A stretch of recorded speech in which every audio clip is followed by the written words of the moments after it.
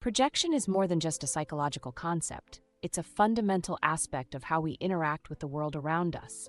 It shapes our relationships, influences our decisions, and often it's the hidden force behind our most intense emotions. But what exactly is projection? At its core, projection is an unconscious defense mechanism where we attribute our own unacceptable thoughts, feelings, or traits to others. It's like a mental sleight of hand, where we magically transfer our inner turmoil onto the people and situations around us.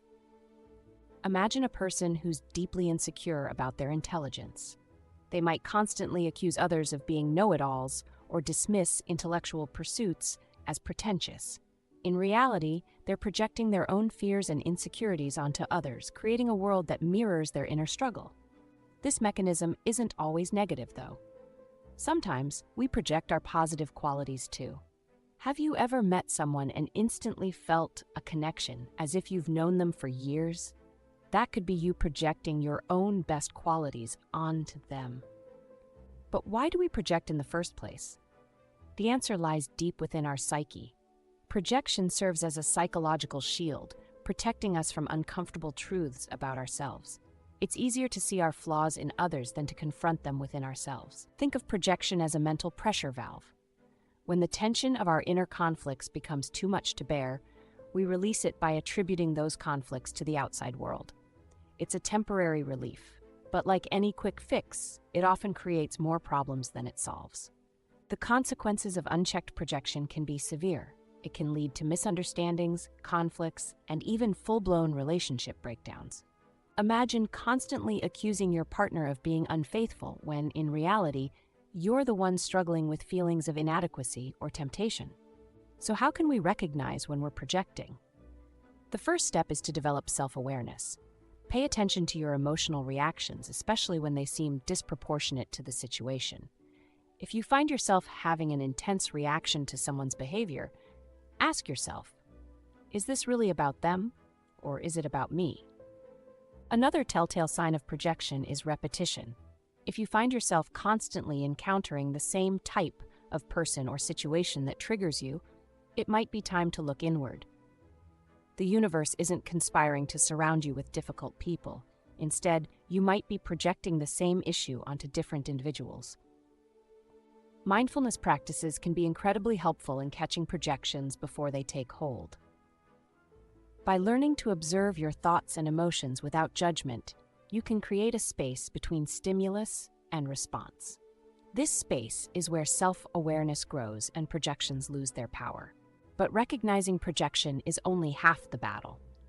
The real challenge lies in reclaiming these projected aspects of ourselves.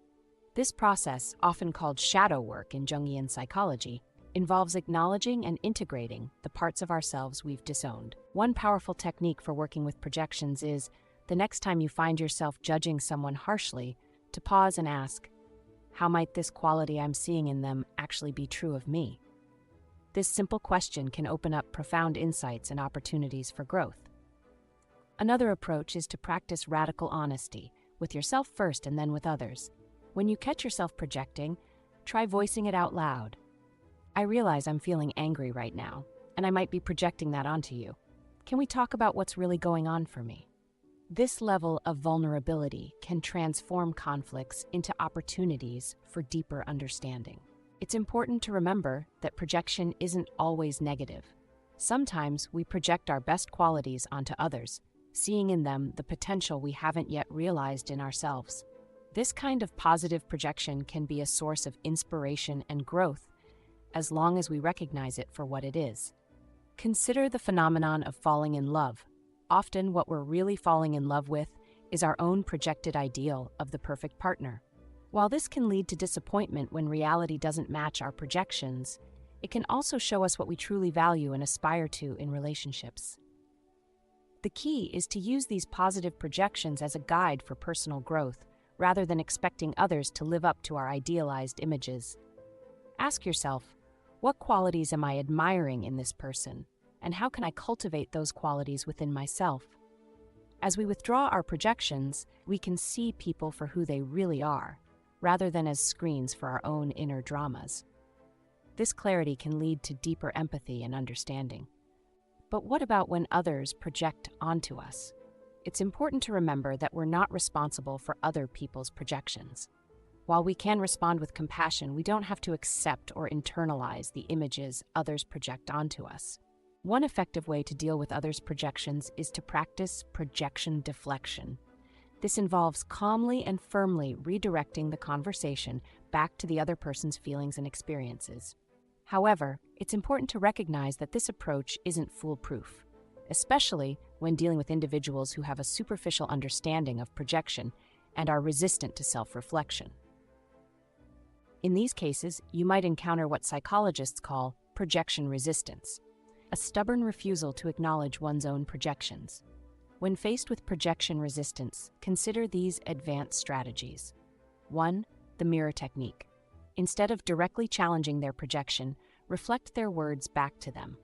For instance, if they say, "You're always trying to control everything," respond with, "I hear you saying that you feel like your control is being threatened. That must be frustrating." This subtle shift can sometimes bypass their defenses and encourage self-reflection. 2. The curious observer. Adopt a stance of genuine curiosity. Ask open-ended questions that invite deeper exploration. "That's interesting. What does selfishness look like to you?" This approach can help uncover the root of their projection without directly challenging it. 3. The boundary setting. If the projection becomes persistent or aggressive, it's crucial to set clear boundaries. You might say, "I understand you have strong feelings about this, but I don't agree with your characterization of me. I'm happy to discuss this further when we can do so without accusations." 4. The projection pause. Sometimes the best response is no immediate response. Say, "This is a heavy topic. I'd like some time to think about what you've said. Can we revisit this conversation tomorrow?" This pause can diffuse tension and give both parties time for reflection. 5. The reality check. If appropriate, involve a neutral third party or seek external perspectives. This could mean asking a mutual friend for their perspective or suggesting couples therapy. Be careful with this approach, as it can escalate the situation if not handled delicately. 6. The empathy bridge. Try to understand the emotional need behind their projection. Often, projections stem from unmet needs or fears. You might say, "It sounds like feeling secure in relationships is really important to you. Can we talk about how we can both feel more secure?" Remember, dealing with others' projections is as much about managing your own reactions as it is about addressing their behavior.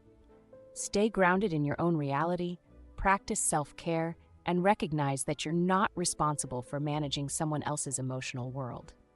Ultimately, the most powerful response to projection is often your own inner work.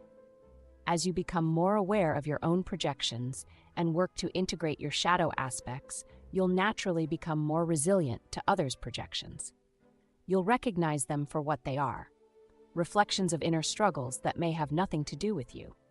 In the face of persistent projection, sometimes the wisest choice is to disengage. Not every projection needs to be challenged or resolved. Trust your intuition and prioritize your own emotional well-being. After all, the journey of self-discovery and growth is uniquely personal. You can offer support and understanding, but ultimately, each individual must choose to do their own inner work. This shift in perspective can be profoundly liberating. Instead of feeling at the mercy of external circumstances, we realize that we have the power to change our experience by changing ourselves. Every challenging person or situation becomes an opportunity for self-reflection and growth. So the next time you find yourself quick to judge or blame, pause and ask yourself, what might I be projecting here? This simple question could be the key to unlocking a new level of self-awareness and transforming your relationships. Remember, the goal isn't to eliminate projections entirely. That's probably impossible. The aim is to become aware of them, to catch them in action, and to use them as tools for self-understanding and growth. As we wrap up this exploration of psychological projection, I invite you to see your life as a grand adventure in self-discovery. Every interaction, every emotion, every challenge is an opportunity to learn more about yourself and to reclaim the parts of you that you've projected onto the world. If this video has opened your eyes to the power of projection in your life, please don't keep this knowledge to yourself. share it with others who might benefit. Subscribe to our channel for more insights into the human psyche and leave a comment sharing your own experiences with projection. Thank you for watching. See you in the next one.